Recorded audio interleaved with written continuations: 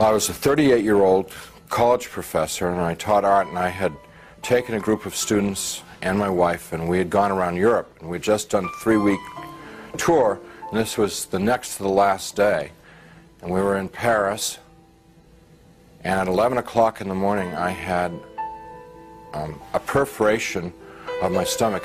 When this happened, the pain was the most acute pain I'd ever experienced in my life, and it just dropped me right down to the ground. And so I'm twisting and kicking and moaning and screaming and yelling around on the floor, and my wife called an emergency, called the desk, and they called an emergency service. A doctor came, and he called an ambulance because he knew what was wrong, and they took me about 8 miles across town to the public hospital, to the General Hospital of Paris, where I was taken into emergency, examined by 2 more doctors who knew exactly what was wrong with me, and then they took me away to the surgery hospital, which was a couple blocks away. And I was parked there because there wasn't any surgeon available to do the surgery. And so there I lay for 8 to 10 hours in that hospital with no medication, no examination, no attention whatsoever, awaiting a surgeon to come to give me this operation that was critical. And it's now 8:30 at night. Nurse came in and said that they were very sorry they weren't able to get a doctor for me, and they'd get one the next day. Well, when she said that, I knew that it was over for me. I knew that I was dead. The only thing that was keeping me alive was I didn't want to die. I was scared to death of dying because, as far as I knew, I was an atheist, non-believer, person who lived for the gratification they could get out of the moment, and like dying to me was like the worst. I mean, next to the pain, dying was the worst thing that could happen to you because it was the end of life and there was no more, there wasn't anything else. But when she said that, the idea of trying to exist for another minute, another hour in this pain, it wasn't worth it anymore. I'd been hanging on in the hopes that they told me that they'd get a doctor and do the surgery and open me up and fix the problem inside of me, but when they said they couldn't get one. So I said to my wife, it's time for us to say goodbye because I'm going to die now. And she got up and she put her arms around me. I'm lying on the bed, and she told me how much she loved me, and I told her how much I loved her, and this makes me really sad to think about this. And we made our goodbyes, you know, said those things that you'd say to the, we'd been married 20 years, say all those kinds of things. I can't tell you because I'll just start crying, but she finally sat down because she knew it was over. And I knew. And it was just so hard looking at her crying like that, and I just closed my eyes. Just let it go. And I went unconscious. I probably was unconscious for a very short while. A few minutes, probably. And I was conscious again. And I looked, opened my eyes and looked, and I was standing up next to my bed. And I knew exactly where I was and what the situation was. I mean, there was no confusion in my mind. I felt more alive, more real than I've ever felt in my life. You know, people ask me, you know, were you a ghost? I was just the opposite. Very alive. As I'm looking around the room, I see that there's, underneath the sheet on the bed, there's something under the sheet, a body. And so I bent over the bed. The head was turned away from me, and I looked at the face, and it looked like me. But that wasn't possible because I was standing there. I'm alive, I'm great, you know. I mean, I'm more than great. I'm like, you know. And so I tried to talk to my wife. Can't you hear me? And, can't you hear me? you know, she couldn't hear me or see me. That's not me. But I thought What's going on that she here? just was ignoring me. So I got very angry at her for ignoring me, for not paying attention to me. And I'm screaming and yelling at her, what's going on here? Why is this body in the bed that looks like me, and how to get there and stuff like that. And I had a sneaking suspicion that the body in the bed was me, but I didn't want to think about that because that was too scary. So I'm getting really agitated and upset because this is all too weird. You know, this can't be happening. It's impossible. I've got a hospital gown on, and it's like really, everything's really real. And I hear people calling me outside the room, and they're saying to me in soft, gentle voices, "Howard, you got to come with us now. Come quickly. Come out here." So I go over to the doorway of the room, and there's people out in the hallway, and they're the hallway's dank. It's gray. It's not light or dark. It's just gray, and they're all in grayness, and they're men and women, and what they're wearing might possibly be hospital uniforms. And I asked them if they were from the doctor to take me to the operation, and I told them, I said, I'm really sick and I'm going to have an operation and I'm going to die if I don't get this operation. And I was supposed to have the operation 8 hours ago, and I'm telling them all this stuff, and they're going, well, we know, we understand. You know, you got to come quickly. Howard, come out here. Howard, come quickly. Come with us. Howard, we've been waiting for you. Waiting. I left the room, which was real, clear, bright, and went into the hallway, which was dank and hazy, and followed these people. We had a very long journey. There's no time, and whenever I make a reference to time, it's just an illusion, because there was no time in this place. But this journey, if I were to recreate it, I'd have to walk like from Nashville to Louisville or something to recreate the walk with these people. And as we walked, they stayed around me and kept moving me on, and it kept getting darker and darker. They were becoming more and more openly hostile to me. First they were sort of syrupy sweet to get me to go with them, and then when I was going along with them, it was like, hurry up, keep moving, you know, shut up, stop asking questions, you know, they started getting more ugly. And so we get into complete darkness, and I'm absolutely terrified, because these people are very hostile, I don't know where I am. I said, I'm not going to go with you any further. They said, you're almost there. And we started to fight. I was trying to get away from them. They were pushing and pulling at me. And there are now a lot of them. What originally had been like a handful now was, since it was darkness, maybe hundreds or thousands. I have no idea. And they're playing with me. You know, clearly they could have just destroyed me if they wanted to. They didn't want to destroy me. What they wanted to do was they wanted to inflict pain on me, because they derived, pleasure isn't the right word, but they derived satisfaction out of the pain that I experienced. So what they were doing in the beginning part was, it's real hard for me to talk about, and I'm not going to tell you much about it, just a little bit, because it gets, it just gets too ugly. But initially they were like tearing and biting, tearing with their fingernails, scratching, gouging, ripping, and then biting. Trying to defend myself, trying to fight them off, trying to get away from them, but it's like being in a beehive. There's just hundreds of them all over me. And I eventually was just laying on the ground there, all ripped up, pain everywhere, inside, outside, and even harder to bear than the physical pain was the emotional pain of what had just happened to me.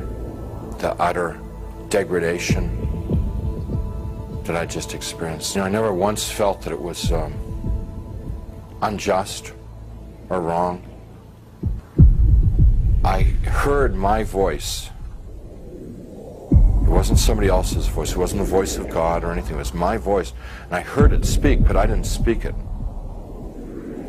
So whether it's the voice of my conscience or, I don't know what it was. It was just, but I distinctly heard my voice say, pray to God. And so I thought to myself, I don't believe in God. Pray to God.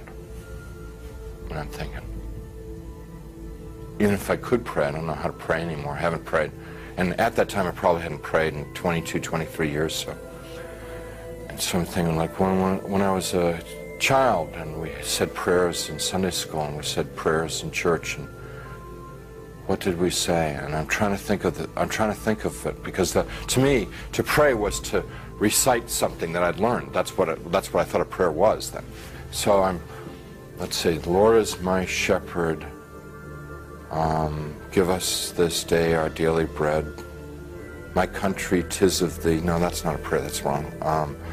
Let's see, yea, though I walk through the valley of the shadow of death, fourscore and 7 years ago, our forefathers. You know, I'm getting all mixed up. I can't remember how to pray. And then the people who were around me, every time I'd like mention God, these people who had attacked me and beaten me, every time I mentioned God, it was as if mentioning God was throwing boiling water on them. They would shriek, they would scream, they would yell, and in worse profanity than anything I've ever heard in this world.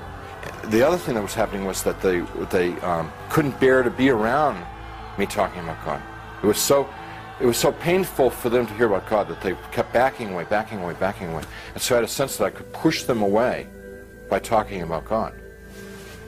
And so I'm trying to remember prayers, and I'm getting all confused and mixed up, and it was just all crazy, and I'm lying there, and eventually I realized that they're gone, and I'm alone.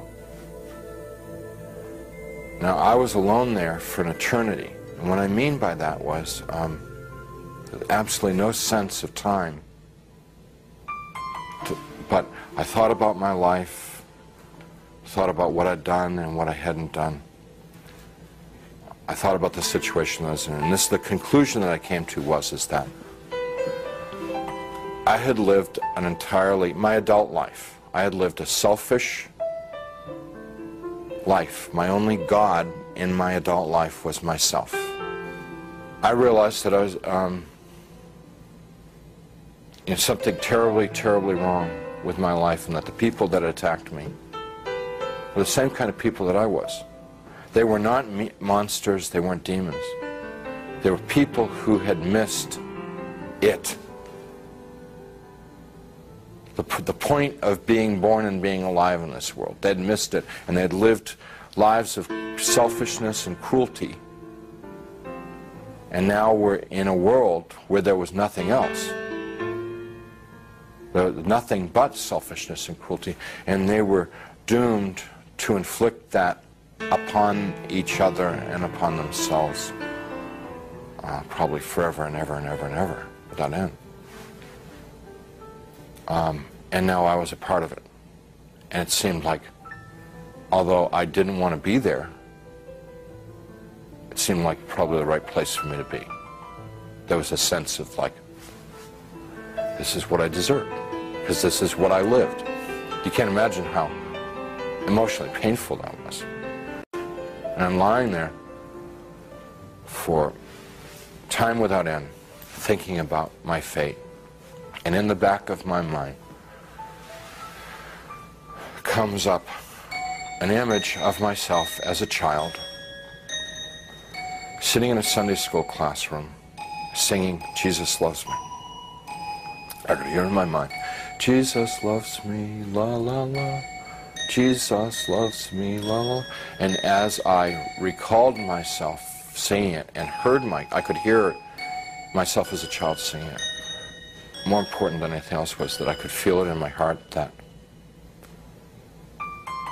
there was a time in my life when I was young and innocent, when I believed in something good, when I believed in something other than myself, when I believed in someone who was all good, all powerful, who really, really cared about me.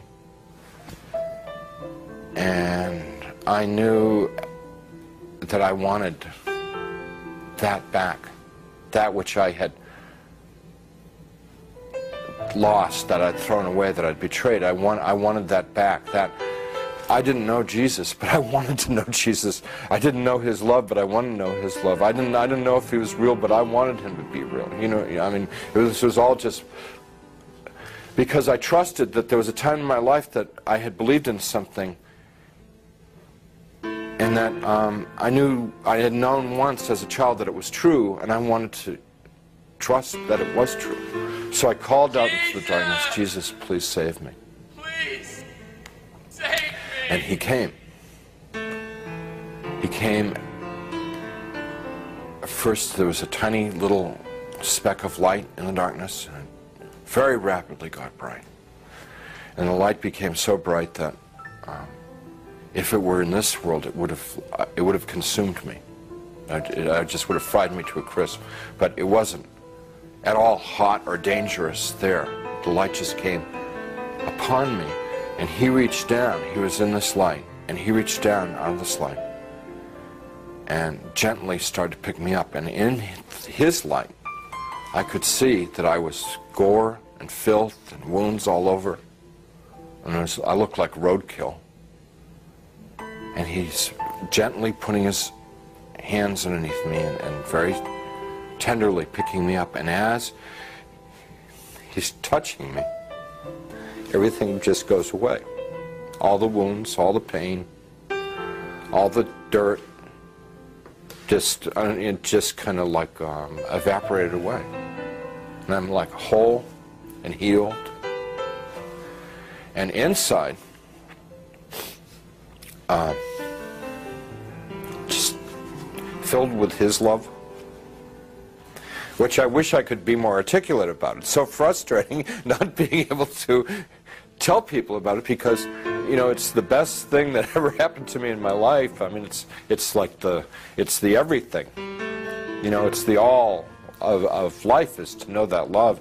And you know, I get to it and I just can't describe it. I can't convey it to you. So he's holding me and embracing me, rubbing my back like a father would his son, like a mother would her daughter, just gently rubbing my back. And I'm bawling like a baby, out of happiness. I mean, like the release, you know, having been lost and now been found, having been dead and now brought back to life, you know. And he's carrying me out of there. Up we just go. Out, gone. And we're moving towards a world of light, and I began to have thoughts of tremendous shame that I've been so bad.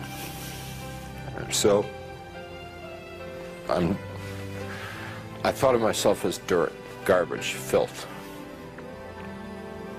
And I thought to myself, he's made a mistake. I don't belong here. He doesn't want me. You know, it's like the shame. Like, how could he care about me? You know, why me? I'm bad. And we stopped. We weren't in hell. We weren't in heaven. We were in between. And we stopped. And he said, "We don't make mistakes. You belong here." And we began to converse, and he was talking and telling me things, and he brought over some angels, and we went over my life from beginning to end. And what they wanted to show me in my life was what I had done right and what I had done wrong. And without going through my whole life story, it was real simple, real simple. When I had been a loving, kind person, considerate of other people, it made the angels happy, it made Jesus happy, and they let me know that it made God happy. And when I had been selfish and manipulative, it made the angels unhappy, it made Jesus unhappy, and they let me know that it made God unhappy. What they were trying to convey to me, in a nutshell, was my whole purpose of my existence had been to love God, love my neighbor as myself. That's why I had been created. That's what I was in this world to do and to learn. And I had failed. They told me that I had to come back to this world and I got real upset because I wanted to go to heaven. What they told me about heaven, it's like the most fun, most interesting. I mean, it's the most wonderful place. I mean, everybody would want to go to heaven, and I wanted to get there. And they said that I wasn't ready, I wasn't fit, that it wasn't my time to go to heaven. It was my time to come back to this world and try and live the way that God wanted me to live, the way God had created me to live in the first place. I told them, Jesus and the angels, that I couldn't live in this world without them. And I said that I would have, my heart would break to send me back to this world, because they'd be there and I'd be here. And they said to me, you don't get it? You don't get it? What is the matter? We were showing you all this, we would explain to you. We've always been there. We always have been there. We've always been with you all this time. And you've never been alone down there? And I said, you've got to let me know that you're around once in a while. So they said, if I prayed and confessed my sins to God, gave what I had, and what they meant by what I had was gave my worries, my cares, my hopes, my dreams, just gave it all up to God. That there would be times when they would be there, and I would know in my heart that they were there.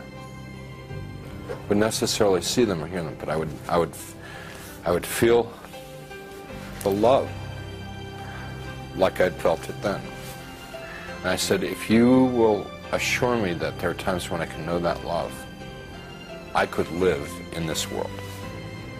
And they said that they would do that, and with that they sent me back. After the experience, the nurse who had been in the room a few minutes before and said they couldn't find a doctor, and they'd try and get one the next time, she came running back to the room and she said, a doctor's arrived at the hospital, which was like, this is all pretty miraculous stuff, because this is now like 9:30 at night, around 9:30 at night. She said, doctor's arrived at the hospital and we're going to have do surgery on you right away. And some orderlies and people came in and they threw my wife out of the room. And it was very disturbing because I was trying to tell them and I wanted to tell my wife what had happened to me. So when I passed my wife in the hall on the gurney on the way to the surgery, I said, everything's going to be great. And she just started bawling because she thought like that was like a dying man, you know. You know. Strange thing about the experience is the memory hasn't dulled at all. It's real intense. And I don't know, it stays intense. And I believe that one of the reasons that God gave me this experience so that I would have an opportunity to share it with someone. I don't know who, I never know who, but I would have the opportunity to share it with somebody so that it could be of help to them.